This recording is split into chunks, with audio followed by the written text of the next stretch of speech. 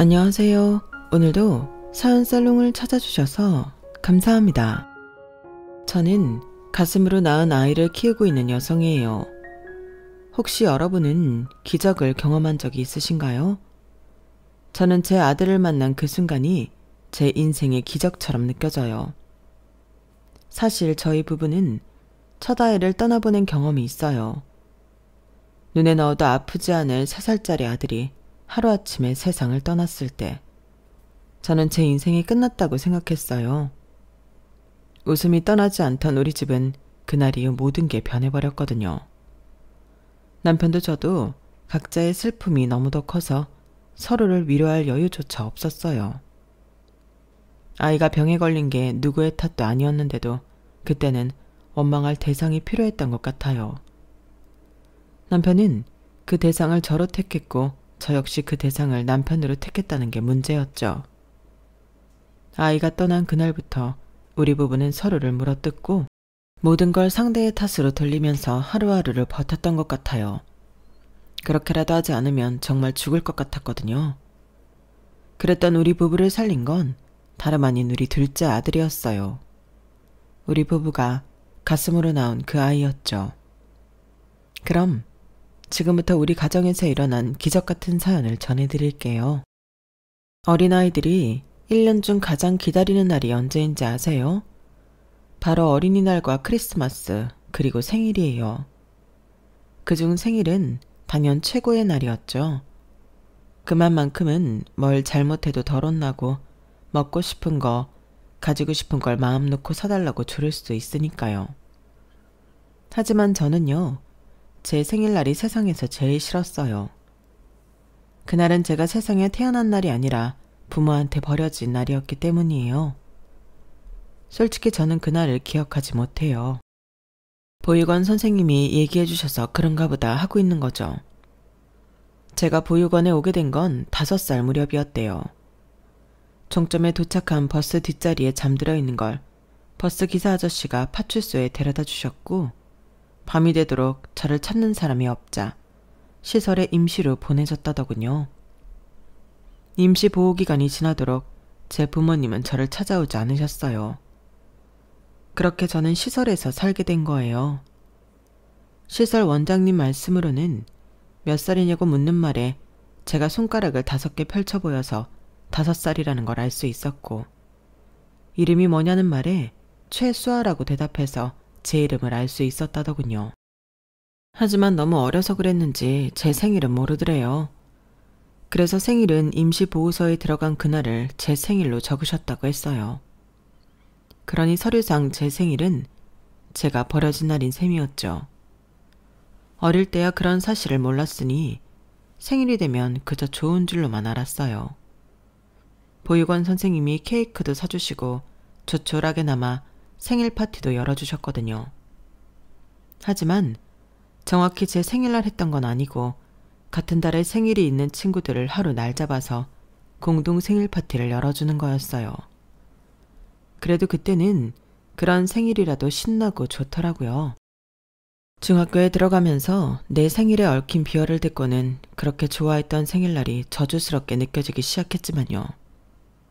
비록 시설에서 부모 손이 아닌 선생님들과 자원봉사자분들의 도움을 받아 자라긴 했지만 제 입으로 고아라는 말을 안 하면 아무도 제가 어려운 환경에서 자란 아이라는 걸 모를 정도로 저는 구김이 없고 밝은 아이였어요. 천성이 그런 건지 아니면 어른들한테 이쁨 받으려고 본능적으로 그랬던 건지는 잘 모르겠지만요. 그런 성격 덕분에 저는 9살이 되던 해 입양이 되었어요. 양부모님은 약사부부였는데 아이가 생기지 않아서 마음고생을 하다가 입양을 결정하게 된 거였죠. 제가 있던 시설에 봉사활동으로 몇 번 오셨던 분들인데 아이들 중 유독 밝았던 제가 눈에 들었던가 봐요. 입양을 결심한 뒤에도 바로 저를 데려갈 수는 없어서 주말마다 시설에 찾아와 저와 함께 시간을 보내주셨어요. 그러면서 양엄마와 많은 얘기를 나눌 수 있었어요. 딱히 저와 말이 통해서 제게 이런저런 얘기들을 하셨던 건 아닌 것 같고, 그동안 남들한테 말 못할 마음고생을 많이 하셔서 넋두리처럼 제게 털어놓았던 게 아닌가 생각해요. 양엄마 말에 따르면 흔히들 결혼을 하면 누구나 다 아이를 가질 수 있을 거라고 생각하지만 실제로 난임이나 불임 가정이 꽤 많다더라고요. 저희 양부모님도 결혼하고 1년 동안은 자신들이 입양을 하게 될 줄은 꿈에도 몰랐다고 했어요. 그러다 3년, 4년이 지나면서 불안감은 고조됐고 현실적인 문제들이 터져나왔대요. 당사자인 부부 사이의 갈등도 문제였지만 그보다는 자신들을 둘러싼 가족들 때문에 벌어진 문제가 많았대요. 특히 시어머니의 괴롭힘은 정도가 심해서 시댁에 갈 일이 생기면 전날부터 심장 박동이 빨라지고 소화가 안 된다고 했어요. 사실 저를 입양하는 것도 주위에는 숨긴 채 진행할 생각이라고 하더군요.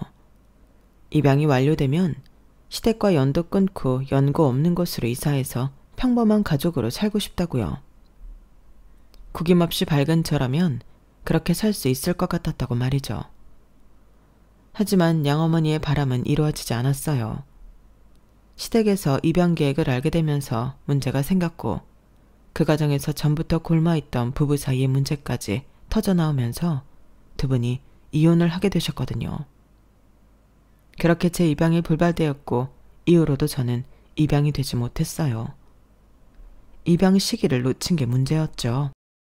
하지만 그 두 분을 원망하지는 않아요.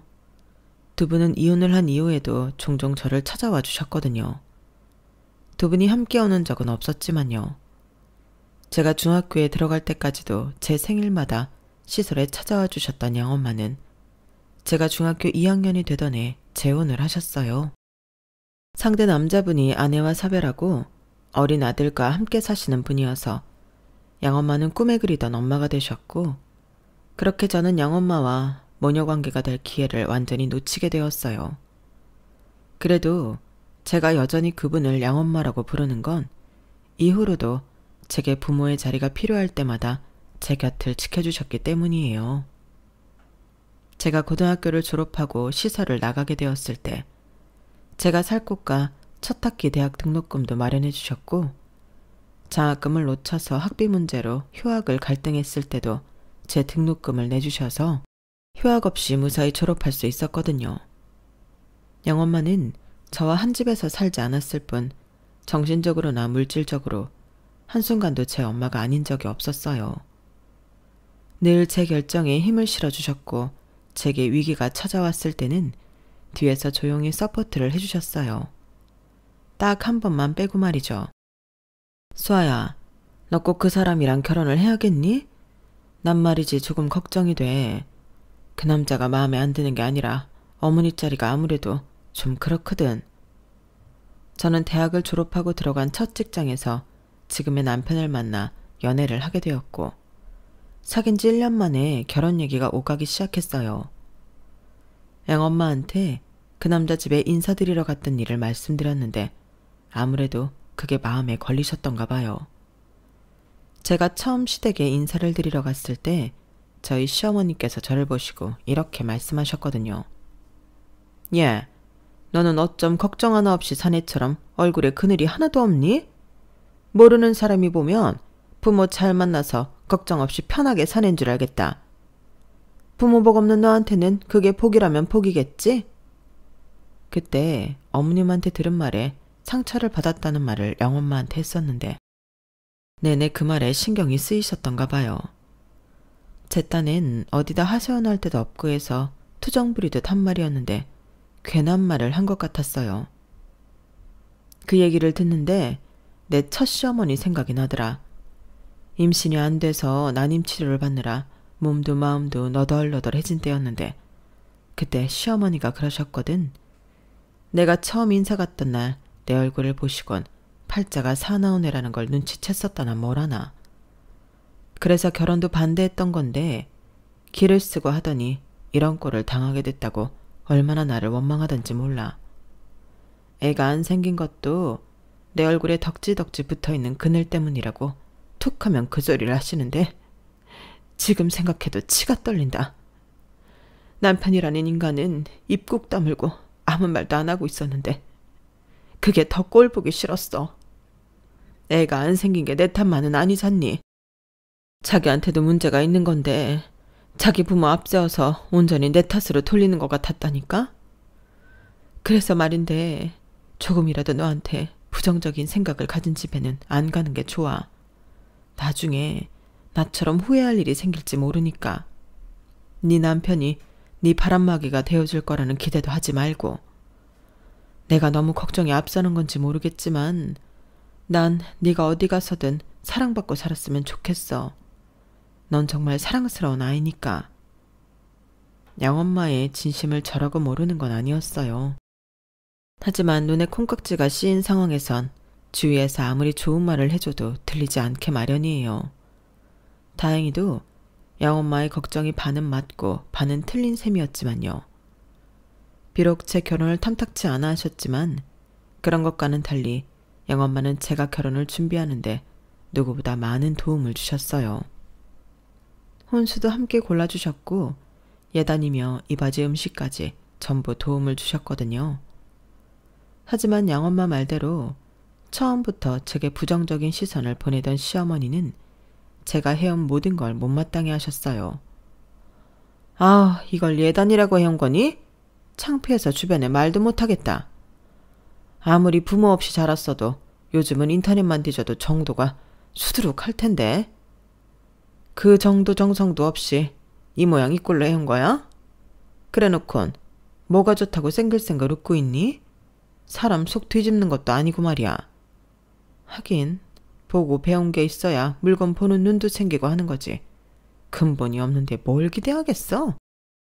옛말에 웃는 얼굴에 침 못 뱉는다고 했지만 저희 시어머니한테만큼은 예외였어요. 애써 웃고 있는 제 면전에 대고 온갖 독설을 다 퍼부으시니 말이에요.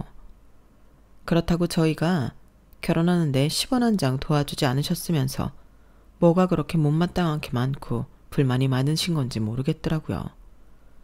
웃긴 건 몇 년 뒤 시누이가 결혼할 때 혼수며 예단을 준비해가는 걸 보니 기도 안 차더라는 거예요. 저한테는 그렇게 근본 따져가며 보는 눈이 없다고 타박하시더니 정작 어머님이 고르신 예단은 정말 가관이었거든요. 결국 시누이가 울고불고 난리를 치면서 그딴 걸 어떻게 가져가냐고 난리를 쳐서 제가 싹 다 다시 준비해줘야 했어요. 그 일이 있은 뒤로는 시어머니도 제게 안목이니 뭐니 하는 소리는 못하게 되셨어요. 거기다 제가 시집 온 그해 겨울 아들을 낳자 어머님도 더는 타박을 안 하시더라고요. 눈에 넣어도 아프지 않은 손자를 보는 재미에 빠져서 못마땅한 며느리는 생각할 겨를이 없으셨거든요. 시어머니만큼이나 저희 아들을 꿀이 뚝뚝 떨어지는 눈으로 바라보시는 분이 있었는데 바로 제 양엄마였어요. 세상에 어쩌면 이렇게 예쁠 수가 있니? 천사가 따로 없다. 아유 하고 하품하는 것 좀 봐. 아유 요 녀석이 눈에 밟혀서 내가 요새 약국일이 손에 안 잡힌다. 이번에도 사진 좀 잔뜩 찍어가야겠어. 휴대폰에 저장해둔 요 녀석 사진 보는 게 요즘 내가 사는 낙이잖니. 우리 아들이 하품하는 것부터 똥기저귀 가는 거, 배고파서 칭얼대는 거 등등 거의 모든 행동을 다 사진에 담아가셨어요. 길 가다 자꾸 예쁜 것만 보면 우리해준다고 사오시고 신발에 속옷에 한복까지 저희 집에 오실 때마다 한보따리를 가져오셨죠. 그것도 죄다 비싸고 좋은 것들로만요. 그래서 이제 그만 사오시라고 그랬더니 예, 내가 애들도 다 키운 마당에 내가 돈 쓸 데가 어딨니? 나한테 기쁨 주는 우리 손주인데 이 정도 못 해주겠어? 요 녀석 대학도 내가 보내줄 거야. 유학도 보내주고 첫 차도 내가 사줄 거라고. 수아 너한테 못 해준 거 네 아들한테 다 해줄 생각이니까 거절하지 마. 내 욕심이고 내 만족이니까. 알았지? 제게 친정엄마가 있다고 해도 양엄마처럼 잘해주시지는 않을 것 같았어요. 저희 부부도 그렇고 양엄마도 그렇고 요 작은 녀석 하나 덕분에 얼굴에서 웃음이 떠나지 않았어요. 그리고 그건 시어머니도 마찬가지였어요. 손주 낳아줬다고 이제는 어엿한 며느리 대접을 해주셨으니까요. 앞으로 더는 시어머니 독설을 안 듣고 살 수 있겠다고 생각했죠. 하지만 그건 섣부른 바람이었나 봐요. 폭풍 전 고요처럼 한동안 잠잠했던 날들이 지나고 제 인생에 있어서 가장 큰 시련이 닥쳐왔어요. 당시 저는 아이가 어린이집에 갈 수 있는 나이가 돼서 다시 일을 시작했던 때였어요. 3년 넘게 경력이 단절된 터라서 새로운 직장에 적응하느라 한창 바쁜 때였죠. 제 딴엔 일도 육아도 제대로 해보려고 노력을 했지만 몸이 마음을 따라주지 않았어요. 아무래도 집에서 살림만 하던 때보다는 아이한테 신경을 덜 쓰게 되었거든요. 그래도 다행인 게 우리 아들이 어린이집에 가는 걸 좋아했다는 거예요. 주변의 워킹맘들 얘기를 들어보면 아침에 어린이집에 가기 싫다고 떼쓰는 아이를 떼어놓고 출근하는 게 세상에서 가장 힘든 일이라고 하던데 저는 그런 걱정은 없었거든요. 어린이집 선생님들이 다들 좋은 분들이라서 우리 아이도 어린이집 가는 걸 기다릴 정도였으니 말이에요. 그러던 어느 날이었어요. 점심시간이 지난 무렵이었는데 어린이집에서 전화가 왔더라고요. 무슨 일이 있나 싶어 얼른 받았더니 글쎄 우리 애가 고열로 병원에 실려갔다는 거 있죠. 그 길로 반차를 내고 병원으로 달려갔어요. 병원에서는 몇 가지 검사를 진행했는데도 원인은 밝혀지지 않았어요. 열은 떨어지지 않고 아이 몸에는 수포까지 오르더니 입원한 지 이틀 만에 세상을 떠나고 만 거예요. 모든 게 마치 꿈 같았어요. 평소 어디가 아팠던 것도 아니고 그렇다고 검사에서 이상 소견이 나온 것도 아닌데 어떻게 사람이 죽을 수가 있냐고요. 여보, 우리 수빈이 죽은 거 아니지? 그럴 리가 없잖아. 병에 걸린 것도 아니고 단순히 열이 났을 뿐인데 어떻게 애가 그렇게 떠나? 이 병원에 잘난 의사들이 수두룩한데 어떻게 열 좀 났다고 애를 죽게 만드냐고. 난 못 믿겠어. 우리 수빈이 금방이라도 깨어날 것 같단 말이야. 헛개비처럼 축 늘어진 남편을 흔들면서 악을 쓰고 소리쳐봤지만 죽은 아들이 살아나지는 않았어요. 아들의 죽음도 믿어지지 않는데 마음을 추스를 겨를도 없이 장례식이 진행됐고 시누이와 함께 장례식장으로 달려온 시어머니는 저를 보자마자 욕설을 퍼부었어요. 이년아, 이 박복한 년아, 재수온 붙은 이년 팔자 때문에 생때 같은 내 손자가 죽은 거야. 이게 다 너 때문이라고. 내가 너 처음 봤을 때부터 마음에 안 들었어. 부모한테 버림받은 재수없는 년을 우리 집에 들이는 게 아니었다고. 살려내라 이년아. 내 손자 살려내. 시어머니는 손자 잃은 슬픔을 제게 포악한 욕설로 잊으려 했어요. 저는 어리 빠진 얼굴로 시어머니의 욕설과 주먹질을 고스란히 받아낼 뿐이었죠. 장례식장이 쩌렁쩌렁하게 울리도록 고래고래 소리를 질러내는 시어머니 목소리는 한마디 한마디가 비수가 되어 제 가슴에 꽂혔어요. 정말 어머님 말씀대로 내 팔자가 사나워서 내 자식 잡아먹은 건가 하는 말도 안 되는 생각까지 하게 되더군요. 장례식장 담당자와 장례 절차 설명을 듣고 안으로 들어오던 남편은 바닥에 주저앉은 채 시어머니의 욕바지가 된 저를 보고는 달려와 소리쳤어요. 제발 좀 그만하세요. 자식 잃은 사람한테 그게 할 소리예요. 엄마 아니어도 이 사람 며칠째 밥도 못 먹고 잠도 못 자고 살아요. 산송장처럼 숨만 겨우 쉬고 산다고요. 힘든 걸로 치면 우리 수빈이를 10달 동안 품었던 이 사람이 힘들지 엄마가 힘들어요. 그러니까 제발 그만 좀 하라고요. 내 아내 좀 내버려 두란 말이에요. 경고하는데 한 번만 더 수아한테 전화하면 그때 나 엄마랑 영 끊을 테니까 그런 줄 아세요. 남편은 저를 일으켜 세워 장례식장 안쪽에 자리한 방으로 데려갔어요. 그리고 양엄마를 불러 저 좀 돌봐달라고 부탁했어요. 무슨 정신으로 버텼는지 모를 아들 장례식이 끝나고 납골당에서 나오는데 남편이 양엄마를 불러 세웠어요. 그리고는 눈물이 그렁한 눈으로 그러더군요. 수아가 밥도 안 먹고 잠도 안 자요. 이러다 이 사람까지 잘못될까 두렵습니다. 어머님께서 수아 곁에 서 있어주세요. 제발 우리 수아 좀 살려주세요. 제가 이렇게 부탁드릴게요. 자식 잃고 아내까지 잃을지 모른다는 생각에 남편은 울먹이며 부탁을 했고, 그 부탁을 뿌리치지 못했던 양엄마는 그날 밤 바로 옷가방을 싸들고 저희 집으로 오셨어요. 그리고는 마치 제 그림자처럼 24시간 제 옆에 붙어서 저를 씻기고 먹이셨죠. 안 먹겠다고 투정을 부리면 호통을 치기도 하고 달래기도 하면서 어떻게든 제 입에 먹을 걸 넣어주셨어요. 잠도 늘 저와 한 침대에서 주무시면서 제가 몽유병 환자처럼 침대에서 빠져나가면 어김없이 쫓아와 저를 끌어안고 등을 쓸어주셨어요. 괜찮아. 다 괜찮아질 거야. 양엄마의 다정한 목소리에 그제야 정신이 든 저는 주저앉아 통곡했어요. 그럴 때마다 양엄마는 제 손을 꼭 잡아주셨죠. 그 바람에 저는 참고 있던 울음이 터져버렸고 한 번 터진 울음은 쉽게 멈추지 않았어요. 급기야 어깨까지 들썩일 정도로 대성통곡을 하게 되었죠. 양엄마는 그런 저를 꼭 끌어안고는 등을 쓸어주시면서 괜찮아, 괜찮아. 참지 말고 실컷 울어. 엄마가 옆에 있어 줄 테니까. 눈치 보지 말고 울어버려. 넌 잘못한 거 없어. 그러니까 미안해하지도 말고 절대로 네 탓도 하지 마. 괜찮아. 다 괜찮아. 그때 양엄마가 없었다면 저는 정말이지 그 순간을 어떻게 버텼을지 모르겠어요. 그렇게 열흘 가까이 집에서 저를 돌봐주신 양엄마 덕분에 저는 다시 기운을 차릴 수 있었어요. 캄캄한 터널을 걷는 것 같은 시절을 양엄마 덕분에 잘 넘길 수 있었던 거죠. 하지만 그때 아이를 잃은 이후로 좀처럼 아이는 생기지 않았고 늘 마음 한구석이 무거웠어요. 신우이가 시댁에 애를 데리고 올 때면 저도 모르게 아이한테서 눈이 떨어지지 않았어요. 우리 아들이 죽지 않고 살아있다면 신우이 애보다 조금 더 컸겠지?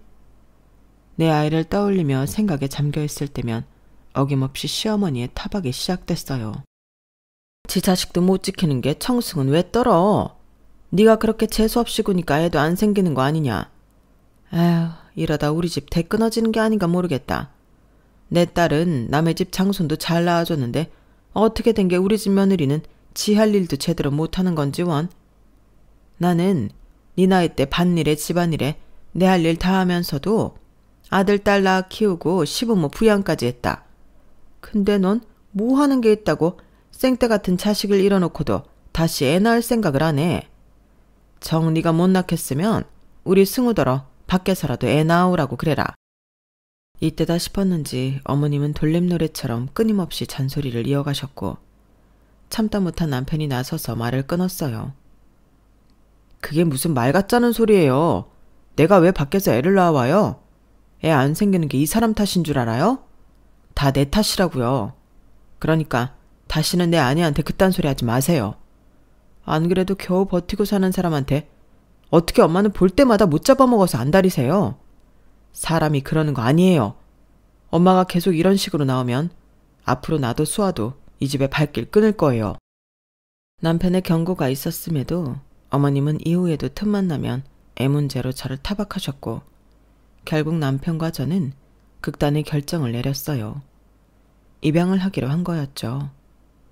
양엄마의 권유로 제가 자란 시설에 가서 종종 아이들을 볼보곤 했는데 그 아이들 중 유독 제 눈에 밟히는 아이가 있었거든요. 세상을 떠난 아들과 같은 해에 태어난 아이인데 생김새는 달라도 이상하게 우리 아들을 떠오르게 했어요. 뭐랄까, 마치 처음부터 우리 부부한테 와야 할 아이 같았다고 할까요? 저뿐만 아니라 남편도 그와 비슷한 감정을 느껴서 입양을 진지하게 생각하던 참이었는데 어머님이 애 안 낳는다고 타박까지 하시니 차라리 잘 됐다 싶었어요. 원장님께 말씀드려 입양 의사를 전하고 정식 절차를 밟아 아이를 집에 데려올 수 있었어요. 아이가 어느 정도 상황 파악이 가능한 나이였기 때문에 처음에는 저희 집이 낯설었는지 어색해하는 것 같았지만 조금씩 적응을 해나가는 것 같아서 다행이다 싶었어요. 재민아, 사실은 말이야. 엄마도 재민이가 자란 시설에서 자랐어. 재민이 나이에 좋은 양부모님한테 입양될 뻔하기도 했었고 물론 잘 안 되긴 했지만 그때 양엄마와는 아직도 엄마랑 딸처럼 지낸다? 우리 재민이가 지금 당장은 엄마 아빠도 그렇고 이 집도 그렇고 낯설지 모르지만 시간이 지나면 많이 편해질 거야. 엄마도 재민이랑 같이 노력할게. 저 또한 어릴 때 느껴봤던 심정이기에 재민이의 마음이 어떨지 대략 가늠이 됐어요. 그래서 일단은 아이가 안정감을 느낄 수 있도록 밤에 잠도 같이 자고 가급적 칭찬과 스킨십을 많이 해주었어요. 그랬더니 아이도 조금씩 제가 편해졌는지 처음엔 행동할 때마다 자꾸 눈치를 보던 아이가 이제는 제 방에 있는 장난감이며 책, 옷가지를 눈치 보지 않고 사용하게 되었어요. 그렇게 하나씩 자신의 걸로 받아들이기 시작하면서 우리 부부와도 많이 가까워지게 되었죠. 뿐만 아니라 저희 양엄마와도요. 양엄마는 저희 부부가 입양하기 전부터 함께 보육원에 봉사활동을 하러 다니셨기 때문에 우리 아들과도 꽤 친한 사이였거든요. 어떨 때 보면 저희 부부한테 하지 못하는 비밀 얘기도 저희 양엄마와 하는 것 같았어요. 그날도 양엄마가 집에 오셔서 재민이랑 함께 놀아주고 계셨는데 초인종이 울렸어요. 월패드를 보니 시누이더라고요.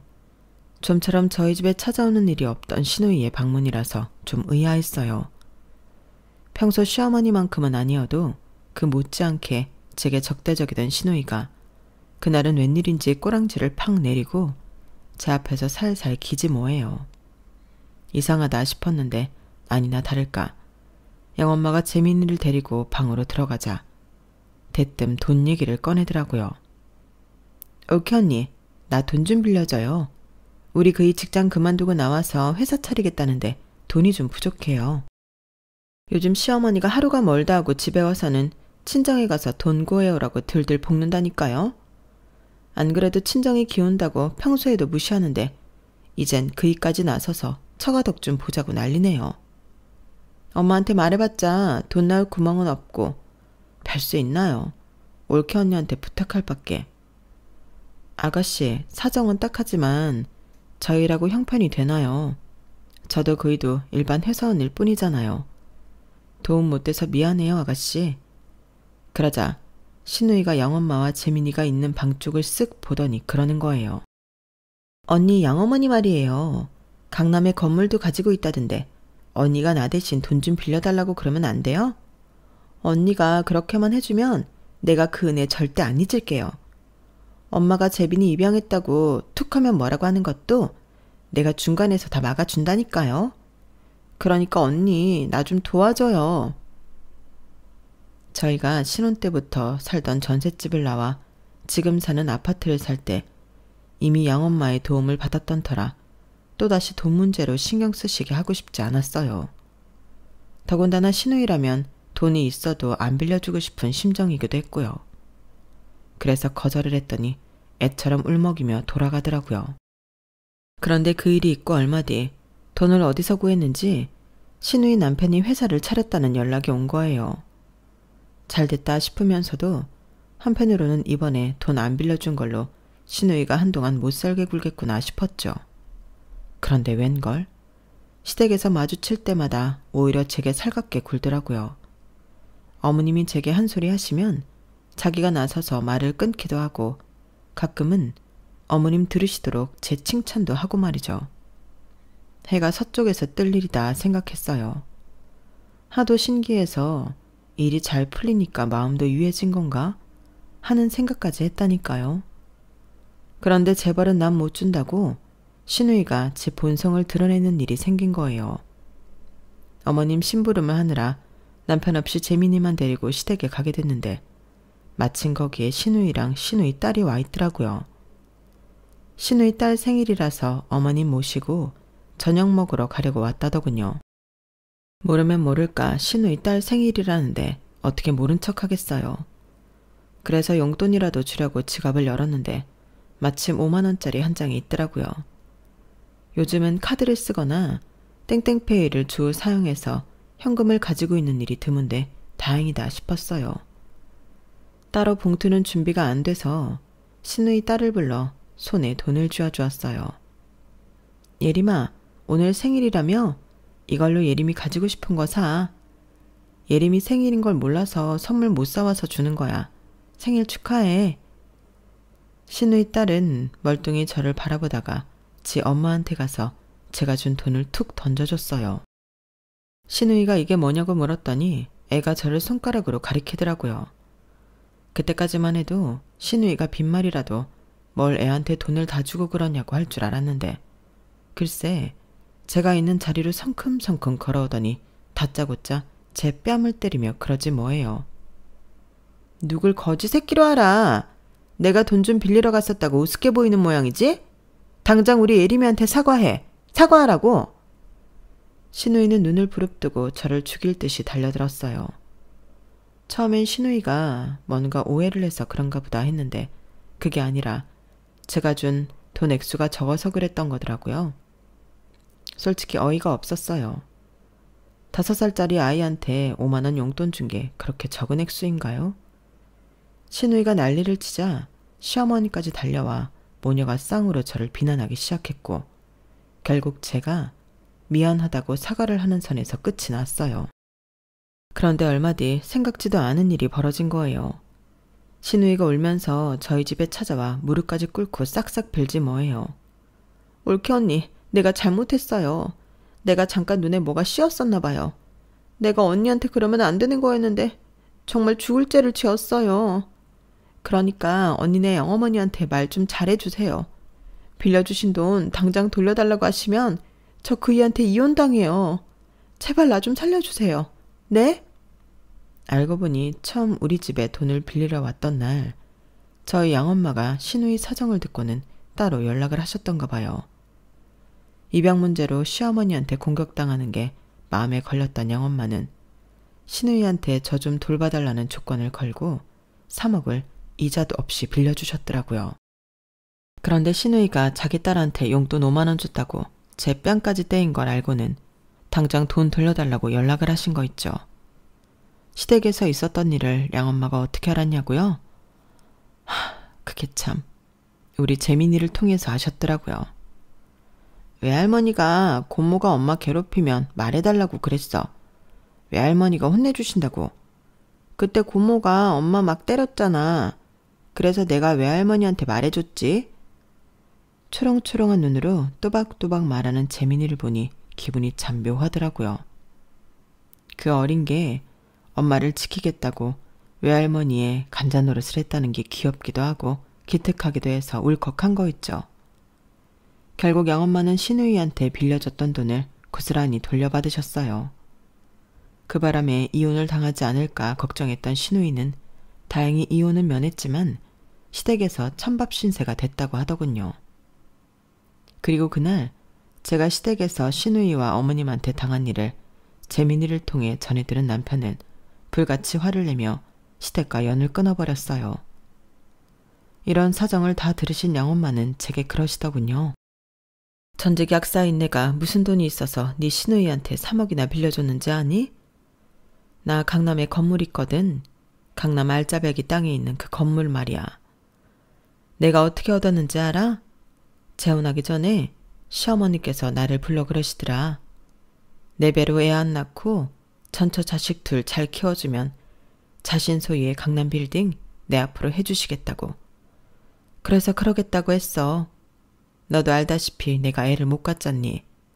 안 낳는 거나 못 낳는 거나 어쨌든 간에 시어머니 소원 들어드리면 되는 거 아닌가 싶어서 입 꾹 다물었지 뭐. 세상 참 재밌어. 첫 번째 시어머니는 내가 애 못 낳는다고 날 내쫓아냈는데 두 번째 시어머니는 애 안 낳는다고 건물까지 주시니 말이야. 인생은 살고 볼 일이다. 안 그러니? 양엄마는 씁쓸한 미소를 지으시며 저를 물끄러미 바라보셨어요. 그 모습을 보니 저 역시 기분이 참 묘하더라고요. 제가 양엄마와 같은 처지라서 그런가 봐요. 어릴 때 막연히 기적이라는 단어를 생각할 때면 홍해가 쩍 갈라지거나 죽은 줄 알았던 사람이 벌떡 일어나는 것처럼 절대로 일어날 수 없다고 믿었던 일들이 벌어지는 걸 떠올리곤 했었어요. 그런데 지금에 와서는 기적이란 인생은 살아볼 만한 가치가 있다고 깨닫게 되는 순간이 아닐까 생각합니다. 부모가 필요했던 아이가 우리 집에 오게 되고 사랑을 쏟을 자식이 필요했던 우리 부부가 그 아이를 만나게 된 것. 그게 바로 기적이 아닐까 생각하거든요. 상처 입은 사람들끼리 서로의 온기에 기대 살아갈 의미를 찾았으니 이보다 멋진 기적이 또 어딨겠어요? 아무쪼록 여러분의 인생에도 기적 같은 날들이 이어지기를 바랍니다. 지금까지 제 사연을 들어주셔서 감사합니다. 항상 행복하세요. 여러분, 사연 댓글에 응원과 현명한 조언 부탁드려요. 좋아요와 구독은 저에게 큰 힘이 됩니다. 오늘도 좋은 일 가득하세요.